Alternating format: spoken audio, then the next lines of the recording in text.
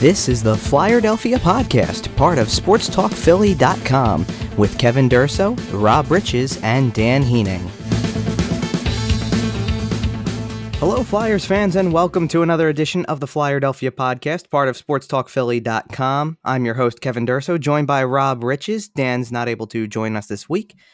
So let's get right to it. There was a lot of preseason hockey action to start the week. 4 games in 4 days for the Flyers, and then one more on Friday night as well.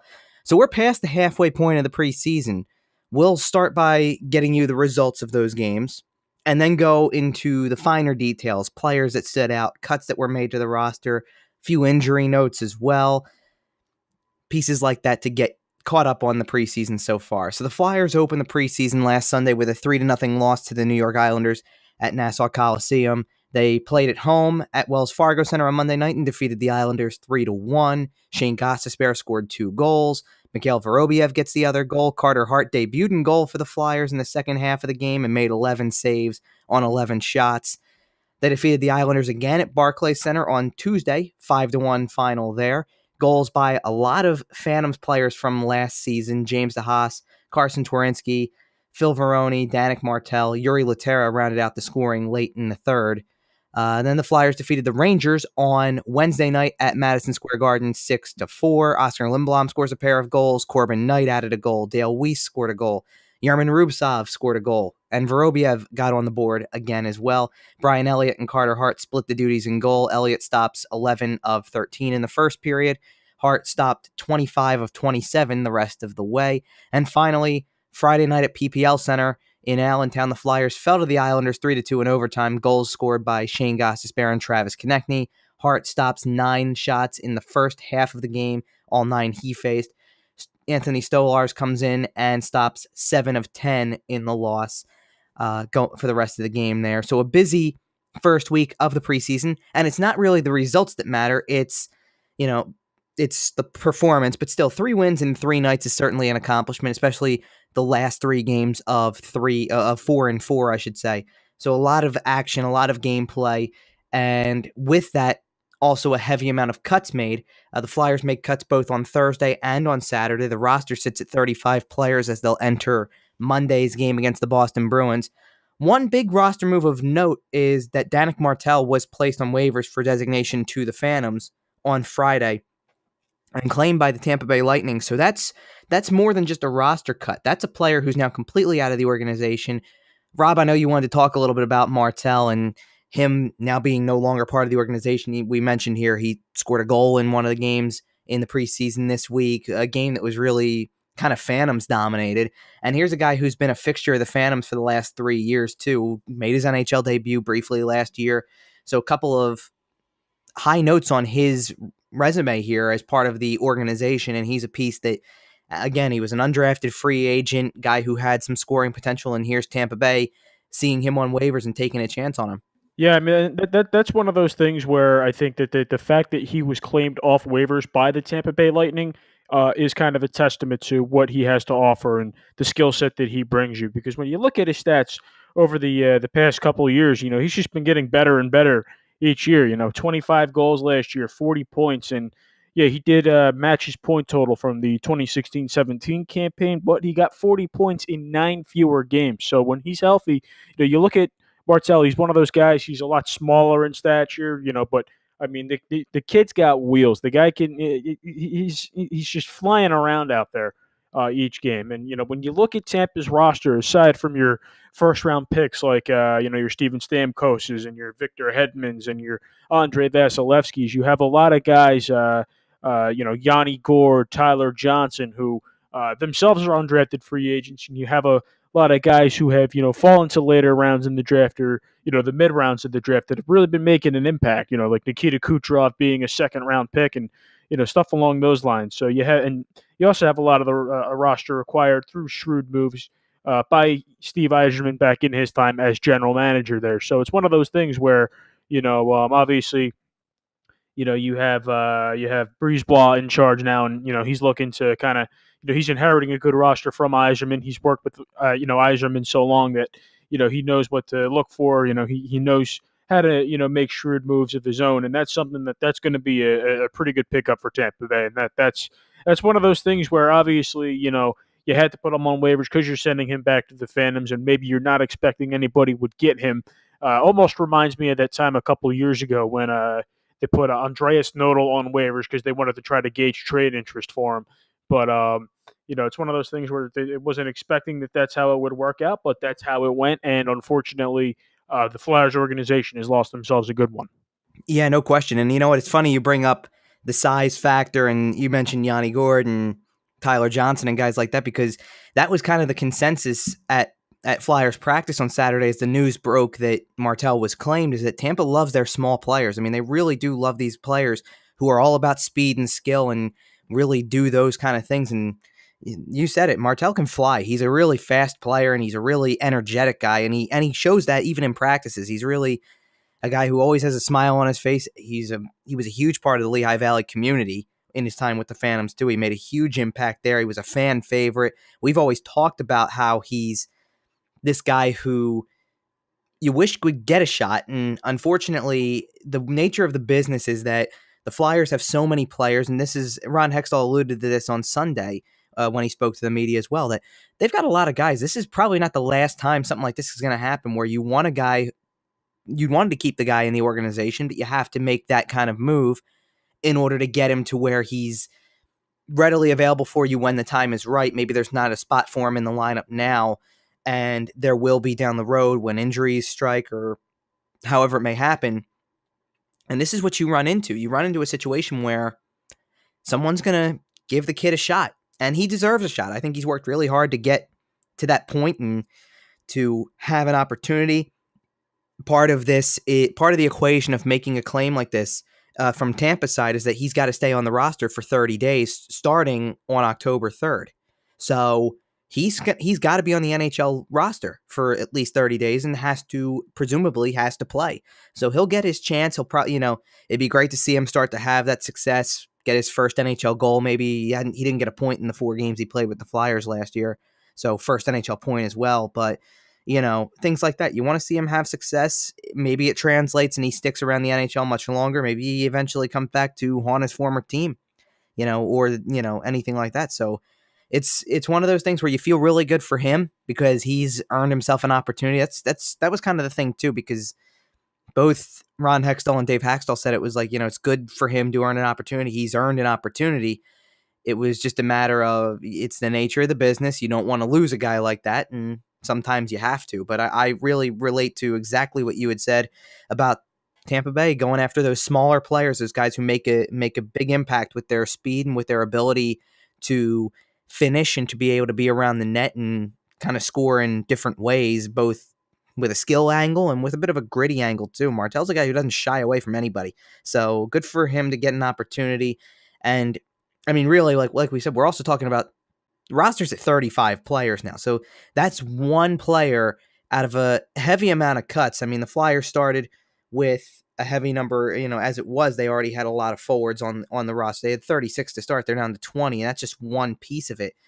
I find it interesting so far that, and maybe this is just the way the roster was constructed, the training camp roster anyway, but a lot of the cuts that have been made so far have really not been from other positions. It's really been forward cuts so far. I mean, at least recently enough. Once they kind of shed some of the weight that was defensemen who were either, or even not even defensemen, but players who were junior eligible first, and then guys who were obvious minors players, obvious options for the Phantoms.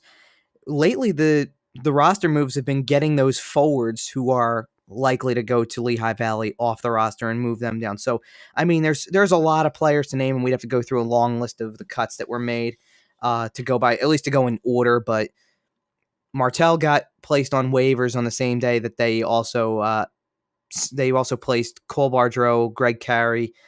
Greg Carey was another one on there. Phil Varone was on there as well, and then there was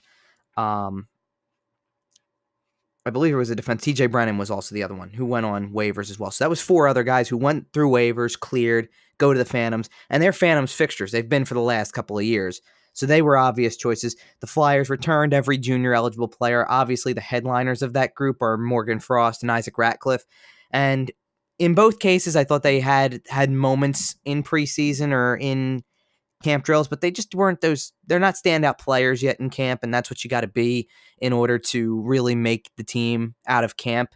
You have to be a guy who stands out, who really shows that you're ready to go and ready for the long haul. So it wasn't really a surprise to see Frost get sent back to juniors. His focus now can be about being a player who, being a big player, not only with the Sioux Greyhounds in the OHL this year and being a guy who's around the junior and a leader at the junior level, but he's a guy who got kind of passed over when it came time for World Juniors to start up last year. So I'd like to see him play in that tournament and be able to be a big part of that, of Team Canada in juniors as well. I mean, among others, also a couple of other cuts that I feel like are noteworthy to mention. Yerman Ruvsov, former first-round pick, goes down to the Phantoms, and he'll be able to start his professional career down there. But Mike Vecchione as well, and I thought that one was interesting because we've talked a lot about Vecchione as a guy who we thought maybe is a guy who has an outside chance to make the final roster, as a guy who could be perfect for a fourth-line role, something like that. And quite frankly, I just found him a little bit unimpressive in the preseason. I just didn't think he stood out enough to warrant more of a chance on this team.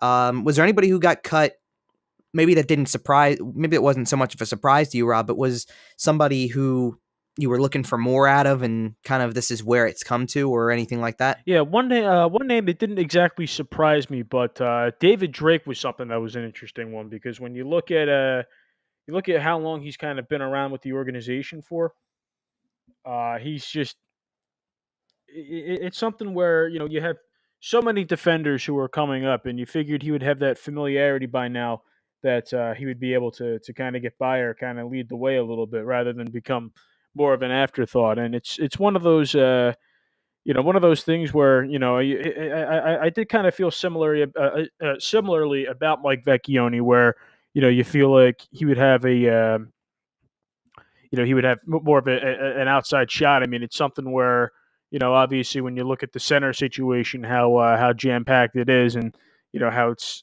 not exactly the easiest path for him. It's one of those things where you can take more of a chance and bring him into the fold in Philly, or you can kind of let him go back to the Phantoms, and we're he'll be better off, or he can handle playing up in Allentown. So that's something where he's a guy I would have liked to have seen crack the roster, but I got no issue with him playing up in Lehigh Valley. That's something I think could work out pretty well for him, and he can still continue to grow and develop. Yeah, I don't have an issue with it either, especially when if you put him into an NHL game, which it didn't happen much during the preseason, but if he doesn't look like he's got a place on this team by this point through 4 preseason games, 5 preseason games, at least on the team schedule, nobody's expected to be in every single preseason game, but if by now he's not starting to show signs that he's clearly a part of the plan, then that's part of it.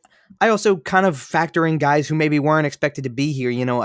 I find interesting the way Ron Hextall put it on Sunday, that anybody who's left at this point deserves to be here and has a shot. That was the wording of it. And you're seeing how difficult some of those decisions will be. There's nothing difficult about forming probably your top 9 forwards at this point, and there's really nothing difficult about coming up with your defensemen at this point.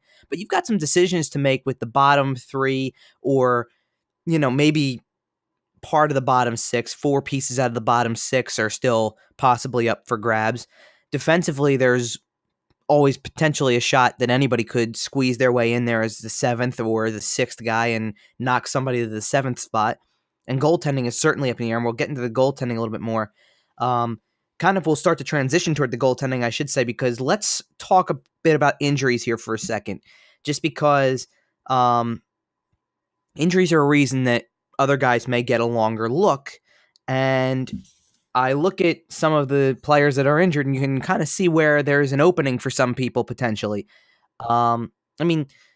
Most of the injuries aren't that severe at this point. There was a little bit of concern on Saturday. Sean Couturier started practice and was on the ice for maybe about 10 minutes, 15 minutes, and then left the ice quickly and had trainer Jim McCrossan go with him. So I'm everybody kind of thought that was worrisome. Hextall said on Sunday that it was just soreness. It's nothing that's kind of derailed his progress. He's just feeling a little bit of the effects of trying to work his way back.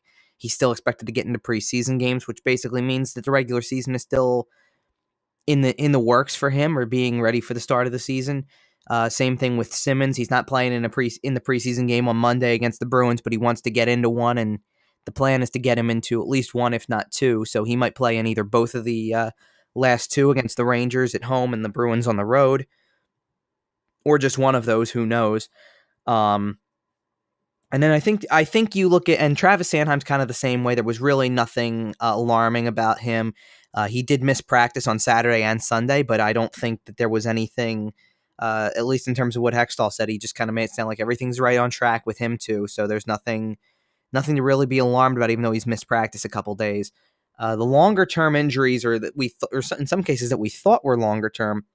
Andrew MacDonald is a guy who, the talk was it's going to be 4 to 6 weeks. He's going to be out. He'll probably miss the first 2 weeks of the season. We talked about that opening the door for Phil Myers. And MacDonald's been at practice for the last few days with really no limitations. And there's a pretty solid chance at this point that he's going to play on Monday night against the Bruins in a preseason game. If not Monday night, he'll play in the preseason at some point.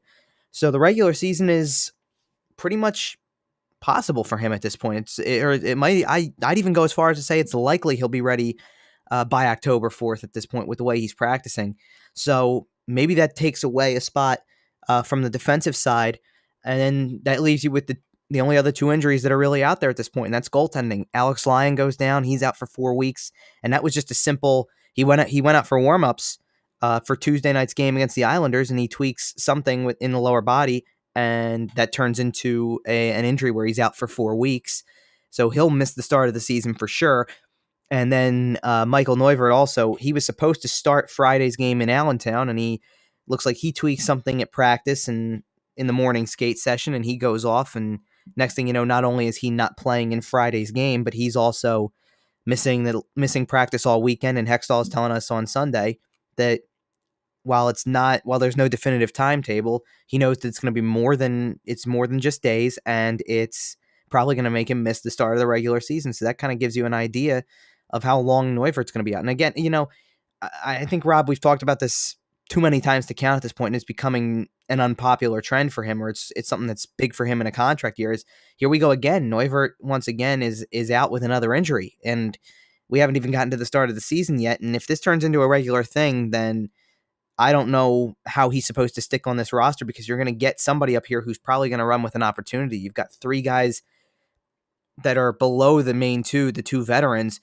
who are looking for a shot here. And yeah, Lyon's out with an injury now too, so that probably pulls him from knocks him down a couple notches in the rankings of where everybody lies in terms of who would get a call. But, I look at a guy like Anthony Stolarz, who Hextall said has no physical limitations after all the knee issues that he had that kept him out for almost a year, and everything that he's done so far, and that they would be comfortable using him if they had to start the season, if that's what circumstances dictated. But, how much longer are they supposed to play this game with Michael Neuvirth? I mean, I guess at this point it's whatever the year holds, but really, even within that year, how much longer can you play a game like this where a guy keeps getting hurt and nothing seems to change?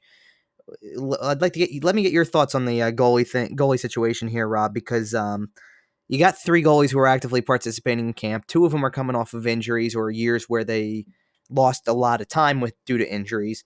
And you've got a 20-year-old kid who is constantly being called the future of the franchise, but that the management is trying to be very careful with also. So what are your thoughts? It's kind of funny how things work out, because, throughout the summer, you kind of look at things and you figure, okay, well, it's Elliott and it's Neuvirth, 1A and 1B. You're pretty much platooning that.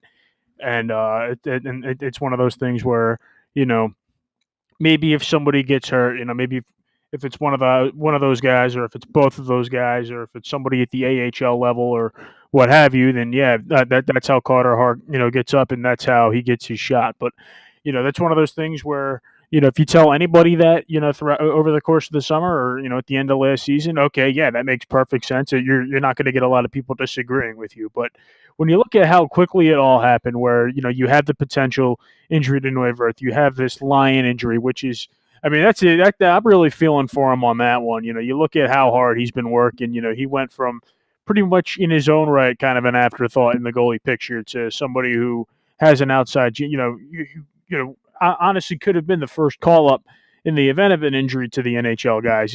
It's just something that's a shame in its own right. But it's something where you're going to have a bigger role for Carter Hart right away, and he might get more of a baptism by fire than they've been hoping to give him. But sometimes that's just how it goes. I wouldn't be surprised if you look at last year when they traded to bring in Dustin Sikorsky, or in past years they've had Jason LaBarbera, in the fold to kind of take over things, just kind of that veteran presence at the AHL level. I mean, that's something that they might have to look into again. And unfortunately, you can't get a guy like Sikorsky, who was decent for Lehigh Valley last year, because he's with the Rangers. So it's something where you got to keep an eye on what's available. And it looks like they may be giving Hart more of a baptism by fire. Kind of getting him into the mix a lot quicker than they wanted to, and that's just what happens sometimes. Do you think he really has a shot at this point? From what I've seen from him so far, I mean, he's been looking pretty decent. There were, especially in that game against the Rangers on Wednesday night. I mean, he was pretty much. I don't want to say he was left out to dry in the third period, but he was. The Flyers were pretty much doing what they can to try to hang on to the lead, and the Rangers that were pushing. They were pressing pretty hard, and you got Hart making 10 bell save after 10 bell save, a lot of saves that it really seemed like he had no business making, and that's something where you're watching this kid just do what he can, and it's like. You look at it and you look at how steady he's been so far in the preseason, and you pretty much have to wonder, if he doesn't have a shot, why not? This is a kid who's, definitely playing to impress. And, I saw something that it was a story out earlier this week where he had, after, I think it was falling in the World Juniors last year, he actually, because he's been working with a sports psychologist who also happens to be working with down in Washington, Braden Holtby. So it's something where this guy arranged for Braden Holtby to give him a call and basically, just basically tell him to keep his head up and, looking forward to, playing against you and stuff like that. To get a call from one of the guys who's known as, one of the stars in the goalie realm now. In this day and age, I mean, that's something where that's an incredible experience for him. You look at how hard the kid's been working. The kid really can be something if he wants, and the preseason is no exception. I mean, he's he's showing where he wants to go. He's showing what he wants to prove, what he's capable of, what he can do, and how much he can impress people. And that's something where the way he's been working's impressed me. I think it's great that you brought up the Braden Holtby footnote there from that too, because I got to talk to him at Saturday's practice specifically, but he also addressed the media after Sunday's practice too. And he brought up not only that he still texts Holtby on occasion, but he also worked out in the offseason with Cam Talbot as well, which I thought was an interesting footnote as well. He's been around NHL caliber goaltenders and guys who have been kind of established in the league for a good amount of time. And that's a great thing for him. It's a great way for him to get acclimated to the lifestyle, to pick the brain of some people here and, get an idea of what it's going to take. My answer to that question of him really having a shot changes every day, I think. It really has. Because I watched him in Monday's game against the Islanders, which was the first game he played in the preseason. And while everything he looked good in that game, and he makes 11 saves, I didn't really think he was tested all that much, and everything was fairly routine. And that's not a problem for him in his first preseason game, but I feel like we knew coming into the preseason and coming into training camp that the pathway for him to get on the roster was going to be lights out performances, and not just lights out performances by the numbers, but you had to see something. You had to see him make saves that were difficult and make saves on guys who have been in the league for a long time and who know the pace better and who can bring it with more speed and with more power and maybe change the angles up a little bit and the way that they shoot the puck as compared to guys in juniors. NHL players are obviously a lot smarter and know the tricks of the trade to be able to place a shot where they want to and can beat a guy by picking a corner and doing things like that. So you want to be careful about what you see in those games. So Monday was kind of not underwhelming. It was perfectly adequate and he did a great job and he was solid, but it wasn't anything to write home about because of the fact that you had everything was fairly routine. Then Wednesday's game happened against the Rangers, and I saw the clips of the saves he's making, and I'm watching these saves, and you're going, okay, now he's making high pressure saves. He's really bailing his teammates out here. Essentially, it's sure preseason games. There's nothing on the line. There's no points. You're not coming away with anything out of the result, and that's why, like I said at the top of the show, the result isn't the big deal. It's the performances within. But at the same time, the Flyers don't win that preseason game at Madison Square Garden without Carter Hart. So he wins them that game with the way that he plays in the third period, with the way he plays down the stretch. He plays the last, there's under 2 minutes to go, and he's playing it 6-on-3 because the Flyers take 2 penalties, and he's making huge saves, protecting the net, stopping rebounds from in close, and he's doing it with great composure. I think the way that it keeps fluctuating with me is I looked at Friday's game too, and I'm in agreement with what Ron Hextall said on Sunday about it. He didn't really see a lot of action in Friday's game. I agree with that. It was just 9 shots in the first half, first 30 minutes of the game.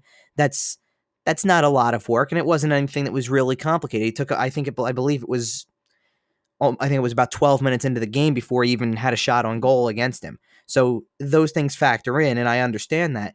At the same time, I'm reading into a lot of what's being said at camp, and that's what's making my answer to that question go back and forth.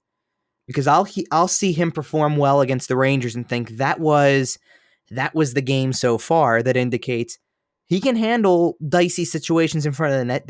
That's not the Rangers' full lineup, but those are pro players. Those are guys who have been around and who, at the very least, if he wasn't going to face players like that in the NHL, he's going to face them in the AHL. So he's still facing professional players.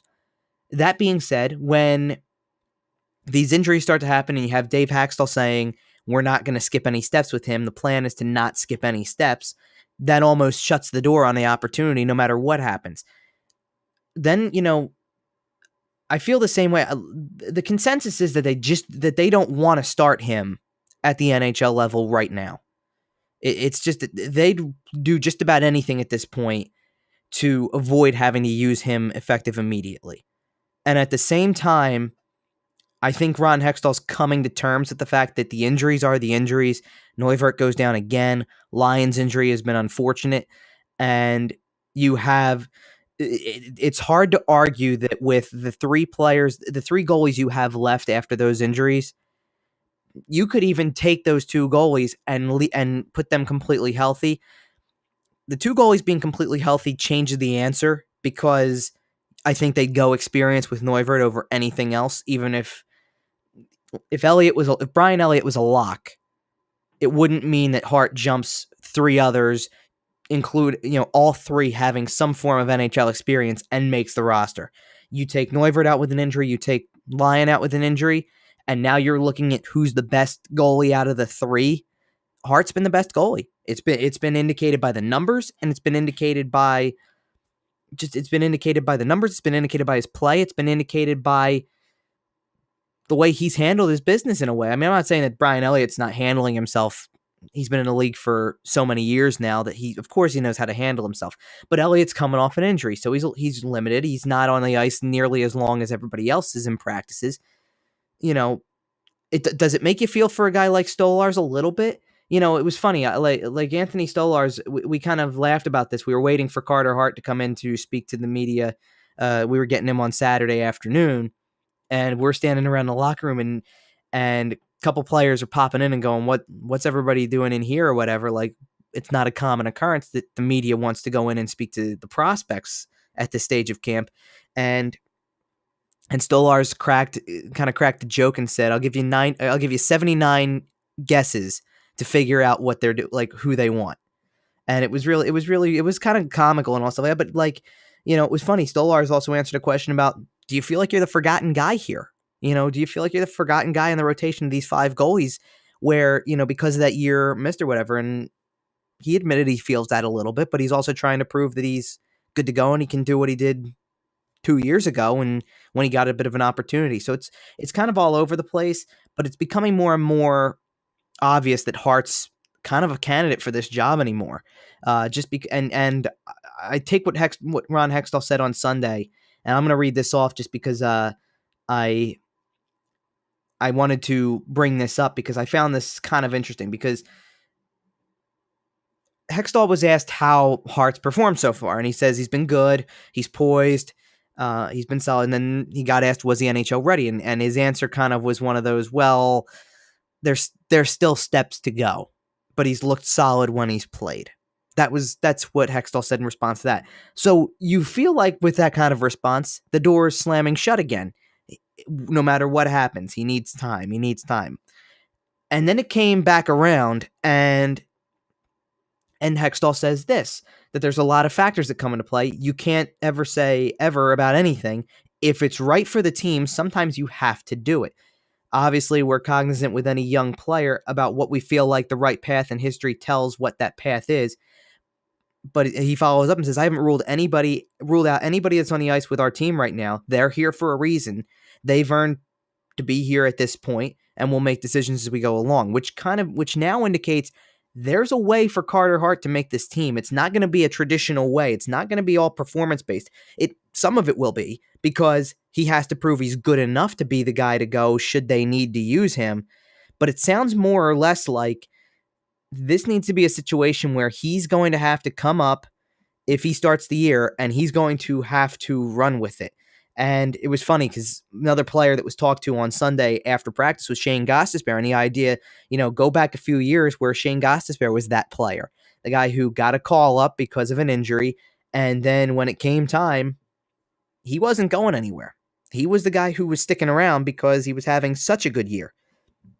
So you factor that in and you kind of look at that mentality. That's what Hart's going to have to do. And look, to his credit, the kid is very mature for a 20-year-old. He's got great composure on the ice. He handles himself so well off the ice. He's really taking it all in. I think what you've said about the juniors experience, Rob, makes a huge difference for him, especially from a media standpoint, because he was asked about that on Sunday.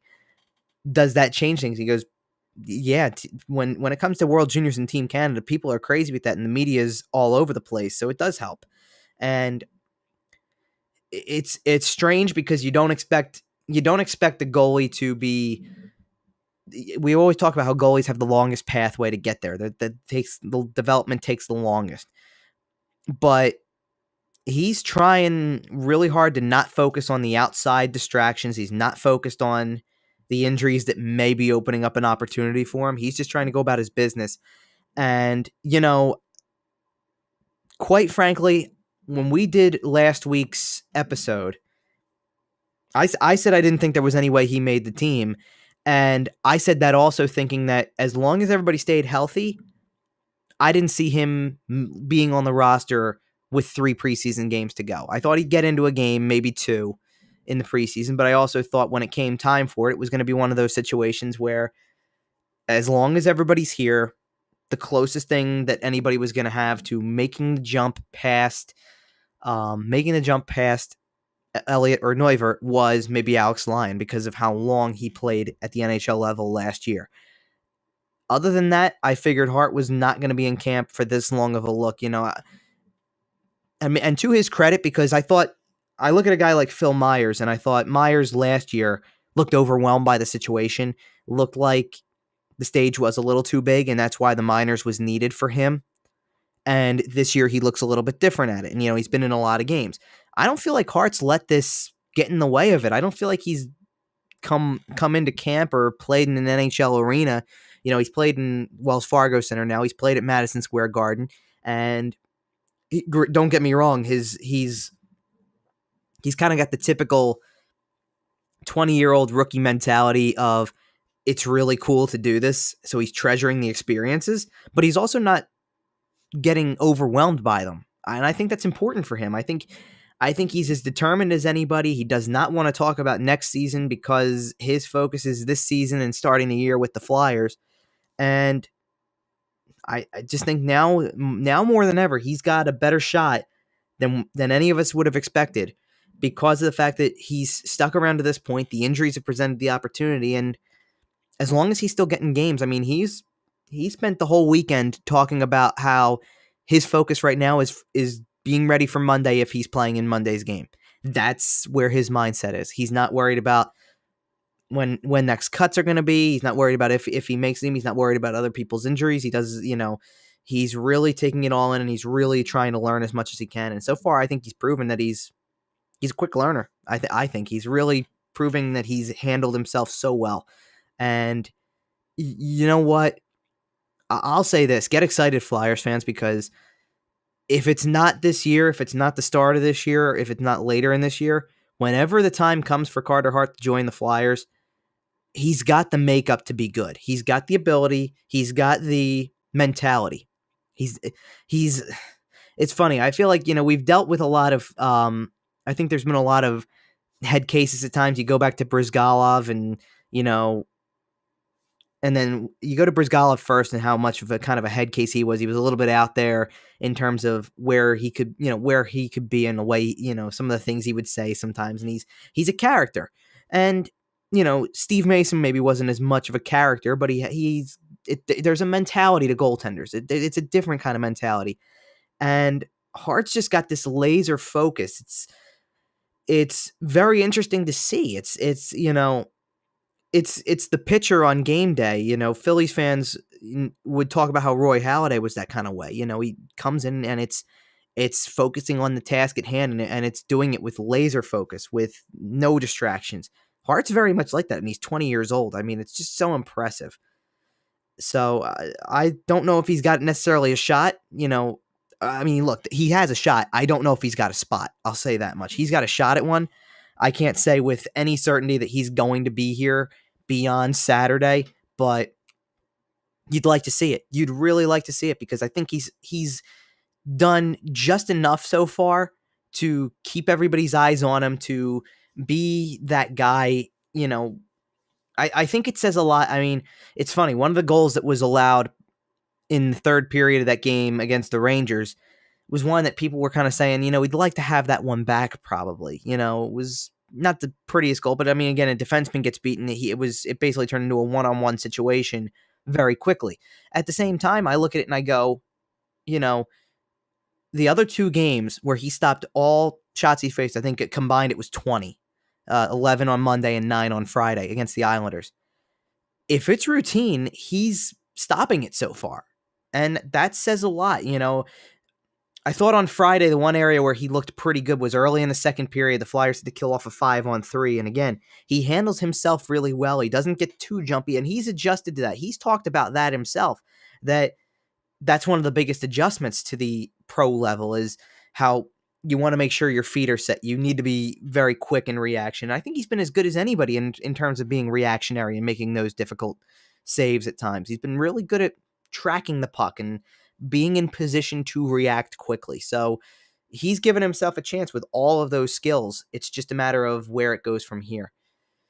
So let's kind of get off of the goaltending and just talk about some of the other players who have made some noise in training camp. Rob, was there anybody you specifically wanted to touch on? Because we talked on him on the last podcast, but how good Oscar Lindblom has looked.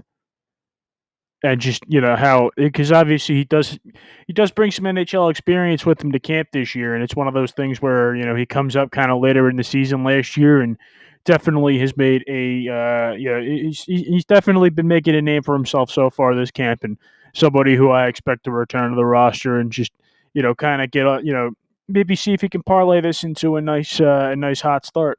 Corbin Knight is also somebody who has impressed me so much so far in this camp. And he's one of those guys who, you take a look at him coming in, he signs a couple of years back, he signed a deal with the Phantoms, and it looked like one of those things where, he's one of those guys who can just hang around and, just really grinded out in the AHL for a bit. But when you look at his career stats, coming out of North Dakota, he's been all over the map pretty much in the AHL. He's played for the old Abbotsford Heat, the Adirondack Flames, San Antonio, Portland, and the Phantoms. So it's one of those things where, he's really, really busted himself. He's really paid his dues, and it looks like it's something that could very well be rewarded. And it's one of those things where, he's 27 years old. It's one. It's. I don't want to say it's a now or never case for him, but it's one of those things that.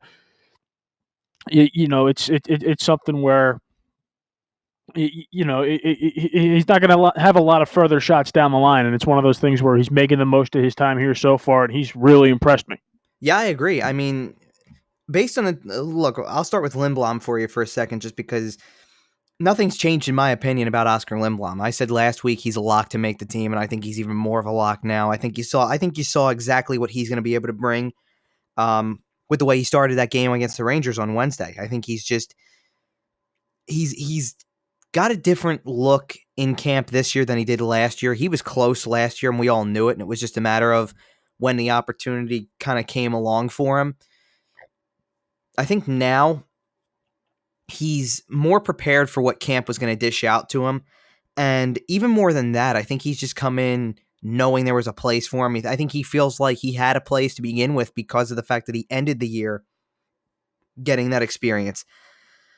I really want to kind of add another player to that equation too, because a line that was run at practice on Saturday was Lindblom on the left wing with Mikhail Vorobiev playing the center and Wayne Simmonds playing right wing. And I really like the makeup of that line. I think that's got a lot of potential. Vorobiev's another guy who's really impressed me, and I think Vorobiev is starting to become closer to a lock to make the team than any other prospect. Lindblom's got NHL experience already, so I think that gives him a little bit of a head start on the competition because he was already there a little bit.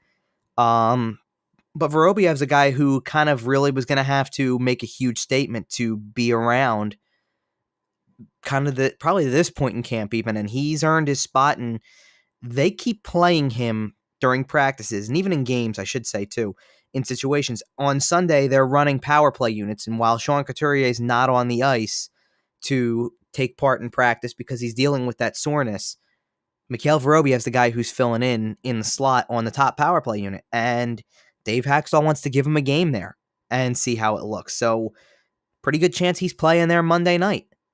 And the more opportunities you feed a player to be in a prominent role, the more likely he factors into your plans beyond the preseason. They're giving Vorobiev every opportunity to make this team, and I don't see any way that he drops out unless these last 3 games or this last week of practice is a total disaster. It would take something pretty remarkable at this point for him to not be on the roster. I turn my attention at that point then to Corbin Knight, and I go, Corbin Knight's not a lock for the team, but he's probably a leading candidate. So I don't want to call him a lock because there's a lot of things that can change, but he's a leading candidate, and I think he's a leading candidate for 2 reasons here. One, he fits the role really well. He's an ideal 4th line type of guy. He's got mild scoring potential. He scored 11 goals in his first year with the Phantoms, 14 in his second.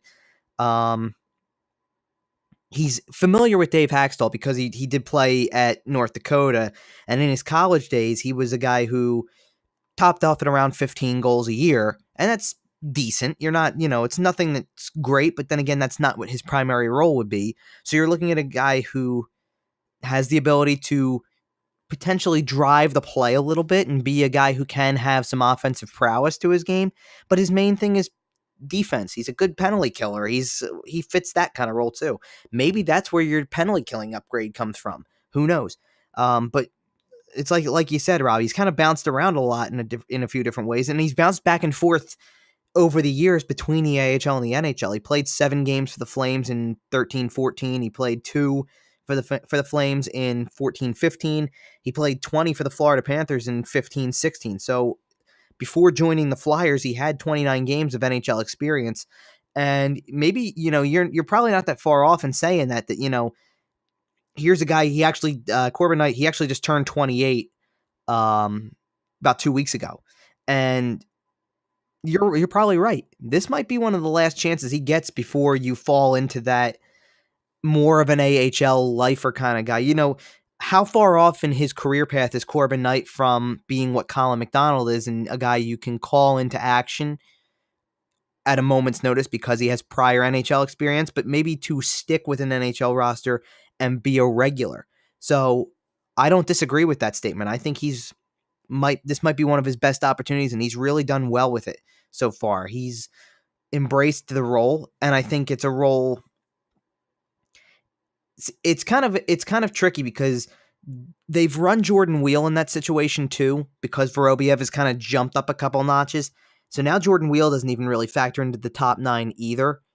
And I don't have a problem with Corbin Knight being the center with Scott Lawton and Michael Rothel being your wingers. I don't have a problem with that as a fourth line. I think that's a very competent fourth line. More or less, I kind of look and I go, well, but what are you going to do with Jordan Wheel at that point? Wheel seems like a guy who's a candidate to swap in at a moment's notice on that center role as well. He hasn't been terrible at center at all. He's been, if nothing else, one of the areas I think Wheel has been really good at during the preseason is faceoffs. But there's so many guys still left on the roster that were NHL regulars recently enough that are in threat of losing their jobs in a way. I look at Dale Weiss and Yuri Laterra do not have roster spots locked up by any stretch, because at this point you have to figure if Knight's going to make the team and Vorobiev forces his way onto the team by playing as well as he has, there's a domino's got to fall here. And what's the likelihood that it's Yuri Laterra? It could very well be Laterra, kind of taking that Andrew MacDonald type demotion that MacDonald took a few years back, and you'll have to go and play the minors. Matt Reed took it recently enough too. You'll have to go and be the guy who gets placed on waivers and probably accepts an assignment to the minors because they're putting the best team out there. Taylor Lear's another guy who you want to see get a fair shot here, but I don't think he ranks up there with what Vorobiev's done and what Knight has done, and it's a tricky situation for him because Lear is the type of player who I could see having the same thing happen that just happened with Danik Martel. If he has to go through waivers and has to be a guy, Jordan Wheel's the same way. You don't want to throw a guy like that through waivers because I would think there's a good chance they're getting claimed by somebody who has a need for another forward, especially with how young both of them are. Laterra is not going to get claimed by anybody on waivers, so it's safe. I would probably think the same thing of Dale Weiss, but I don't know that Weiss is a guy they want to place through waivers necessarily. So he might be an extra more than anything. But you have guys who have forced their way into the competition here, and there's really not a whole lot left to determine here. There are 20 forwards left in camp, and that 20, that 20 including Pascal Laberge, who is currently dealing with an injury of his own, and once he's cleared to play, is going to go to the Phantoms. So realistically, it's 19. You would have to assume that for the opening night roster of 23 players, that 5 more have to go at some point. And you're going to probably either send guys down who don't need to go through waivers to do so, and that would be, Twarynski doesn't have to go through waivers, because he's on an entry-level deal, so that's just an assignment. There's nothing complicated about that. And, things like that. But Lear, I believe, does. And, Aube Kubel's another one who's an interesting one. Goldborn's got to probably go. And it's not that anybody's going to get claimed specifically. It's just that you run the risk of them possibly being claimed, and then you won't have them anymore. So that's something important to keep in mind. It's those guys you have to be careful with who you want to let go here, and while putting together the best roster possible. Defensively, it's the same kind of situation, and not necessarily in terms of cutting a guy who is going to have to pass through waivers. It's just more or less, I think defensively it's a lot easier in a way, because there's not many guys on the defensive side. Myers is making a little bit of a case for himself, but in Myers' case, it was going to turn into a situation where it's there. I think there needed to be an injury for him to get a good shot. And MacDonald's injury provided a little bit of a window, and MacDonald's kind of healed up, gotten himself ready to go, and he looks like he'll be ready to go. So chances are your top six relates to Gudis, MacDonald, Gostisbehere, Provorov, Sanheim, and Haig, and Myers is probably going to the minors to be the number one guy with the Phantoms, and Christian Folan will be your seventh defenseman or something similar. You'll rotate people in, but I would say that's probably the way it's looking. And then we've already touched on goaltending, so it's interesting because we kind of talked about how there wasn't going to be a lot of mystery with this roster this year. There wasn't position battles that were going to give you a lot of mystery and wonder of who's going to win a spot. And at the same time, we're down to 20 forwards, 10 defensemen, and 5 goalies in camp. Obviously, with injuries still factoring in, one of the 10 defensemen here is Sam Moran, and we know he's out until February. And goaltending, same thing. Alex Lyon's still on the roster, even though he's hurt for 4 weeks. But there's still intrigue to the forward battles and where the goaltending is going to go. And with 3 games left, you're watching a ton of this stuff to see who gets the opportunity, to see who gets the most opportunities here. And I think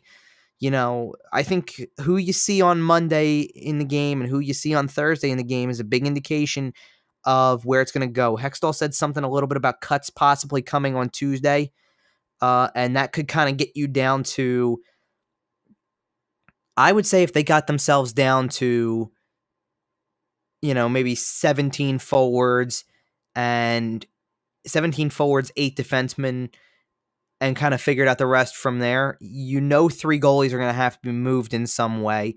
And at that point, you're probably about 3 or 4 cuts away. So anybody who's left is getting one last chance to make the roster. So I don't see any reason why anybody who's here doesn't have a shot. I see what Hextall's saying. Anybody who's here has got a shot. But you're starting to see that the guys who were here that we were penciling in because they were veteran players, because we weren't sure what we were going to see out of some of the younger prospects, they're starting to fall down a notch here because you look at a player like Vorobiev, or you look at a player like, Lindblom being more established and ready to go, or Twerinski kind of creating noise, or Corbin Knight jumping in and being a possible fourth liner. It all changes the dynamic. It really does. And I think that's something that you have to keep an eye on over the last week. This is where it really gets down to crunch time, and they know it, and they're going to start rolling regular, more realistic looking lines here. And I like the look of a line that Vorobiev centering with 2 really solid wingers in Lindblom and Simmonds, and it kept the top 2 lines kind of exactly where we thought they might be. And if they can kind of go into Monday's game or Thursday's game with those 4 lines the way that they were in Saturday's practice, I think that's a heavy indication of what you're going to see when the regular season starts. I think by that point, you're going to have a lot of questions answered. So we got only a few minutes left in the show this week. Rob, was there anything else you wanted to touch on in particular as we wrap things up? Yeah, and obviously it's the preseason. You pretty much know what you're getting at this point. A lot of games against the Islanders, the Rangers, the Bruins. But I think that's one thing that's kind of more of a casual observation. It doesn't have a whole lot to do with much. Is you look at this. It is weird, and not that you would have been seeing a whole lot of them in the preseason anyway. But just all these games against the Islanders, and the one constant that's not out there terrorizing the Flyers like he's done for so long is John Tavares. One of those things that, obviously we all remember the move in the offseason and, him going to his hometown Maple Leafs and pretty much catching the hockey world, taking the hockey world by storm. One of those things where, it's just weird, seeing him just him not being there, him not being involved, and seeing Barry Trotz behind the Islanders bench, after all those years in Nashville, all those years in Washington, and the Islanders finally shaking things up and bringing him into the fold. And it's one of those things where it's just there's just something. It almost feels wrong, but obviously we know how the business of hockey goes, and things are always going to be changing, and guys aren't going to be around, in one spot for as long as we like to see them, and that's just how it goes. That's how it is. That's how it's always going to be, and we just got to move on and live with it. As weird as it may look, that's just how it goes. Yeah, I found it pretty weird to keep hearing on the broadcasts for games like Sundays and Tuesdays, or being at the arena on Monday night when the Flyers played the Islanders, when you keep hearing New York Islanders head coach Barry Trotz. It's taking a little bit of an adjustment to get used to that, just because maybe more so than him being with the Capitals for so long. It was, you watch this guy reach the finish line with the Washington Capitals 3 months ago, and that quickly, how things change. And here he is with the New York Islanders, trying to get them on the path back to you don't want to say on the path back to, because they were still in the playoff hunt down the stretch last year. It was more or less, losing a player like Tavares is so impactful that it's going to change the whole dynamic of that team. And I don't know that they're going to have the goaltending or the defensive play to be a great team. I think they've got some offensive pieces. Barzell's great. He's a budding young star in the league. They've got other guys on the roster that are still dangerous. Anders Lee is still there. Brock Nelson, Josh Bailey.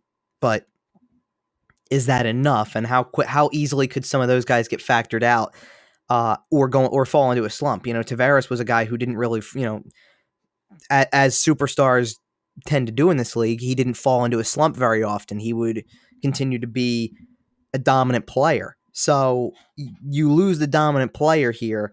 I go back to a guy who you brought up in last week's show, Rob, because I know you didn't really get as much of a chance to see as much of the rookie game that we had talked about previously, but maybe you've seen some of him in the preseason so far. Kiefer Bellows has had a strong preseason. He's looked good.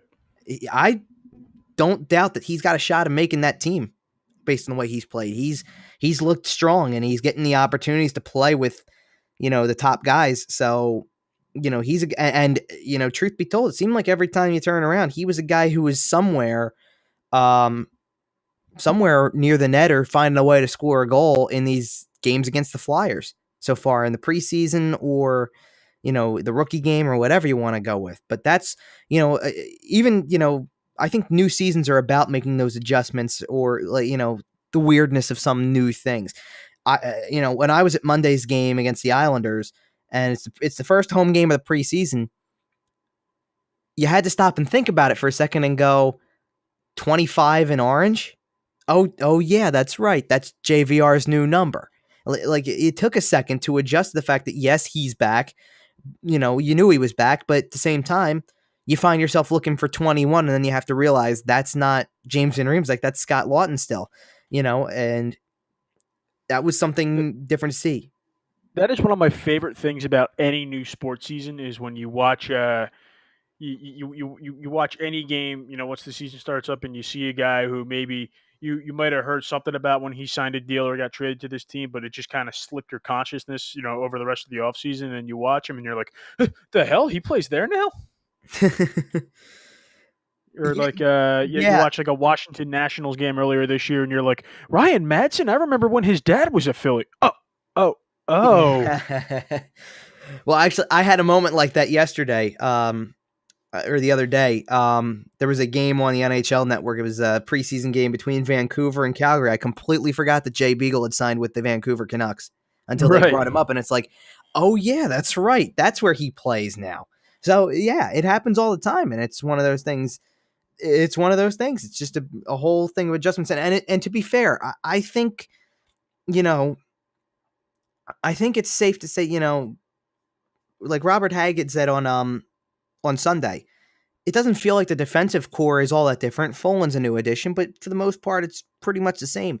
And it gets you thinking, you knew where he was trying to go with that. It's a lot of the same personnel. There's differences. There's guys who are going to get bigger opportunities. There's guys who are going to get a little bit more workload. But at the same time, it's how many players on the roster are really going to be all that different from last year? It's not as many as you think. The big addition was JVR. Folan's a depth guy on defense. The bigger thing that comes into play when it comes to new guys with the Flyers is going to be, who's going to be a new guy? Michal Vorobiev is going to be a new guy. Or if and when he makes the team, Carter Hart would be a new guy if that's where they go. Phil Myers would be a new guy if he made the team. Maybe Corbin Knight does make the team and gets to start on the fourth line. That's a new guy, and that's all internal. It's all being added from within.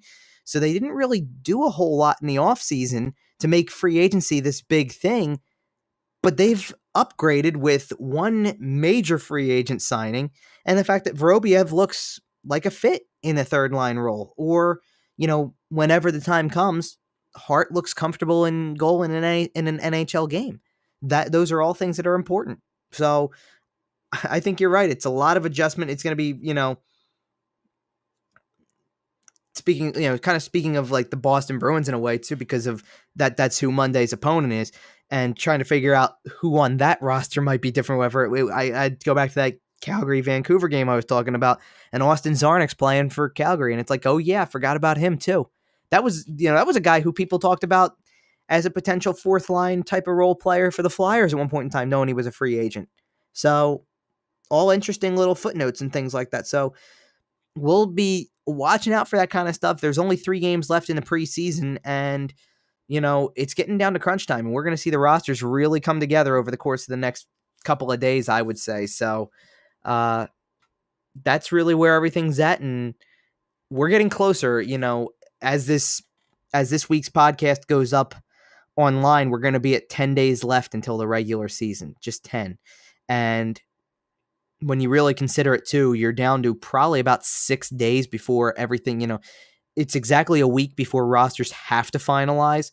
The Flyers are probably going to have a good idea of what theirs is by Sunday or Monday of that week, either the 2nd or either the 30th of September or the 1st of October. So, they need to have it in by the 2nd, but they'll probably have a really good idea by the 1st of October or the 30th of September, and they'll be, they'll be pretty well set. So lots of things to look out for over the course of the coming days. And that's going to do it for this episode of the Flyerdelphia Podcast. We want to thank everybody for listening. Be sure to subscribe to the Flyerdelphia Podcast. Again, we are on iTunes, Google Play, Stitcher, and Spotify. Subscribe to our YouTube channel. Video content will be starting up soon. Also, remember to check us out on SoundCloud as part of the Sports Talk Philly podcast network. Listen to us and our other shows on the rest of the Philly sports scene. The Phillies Nation podcast on Sports Talk Philly covering the Phillies, the Pick Swap pod covering the Sixers, and the Kelly Green Boys covering the Eagles. On our next episode, we will be back with the preseason completely wrapped by that point, so it will be following Saturday's game and a couple days after that. So we'll look at the final results of the last 3 games. Assuming that the final roster has been completed by that point, we'll break that down as well and more. So once again, thanks everybody for listening. For Rob Riches, I'm Kevin Durso, and this has been the Flyerdelphia Podcast on SportsTalkPhilly.com. This has been the Flyerdelphia Podcast, part of SportsTalkPhilly.com, with Kevin Durso, Rob Riches, and Dan Heening.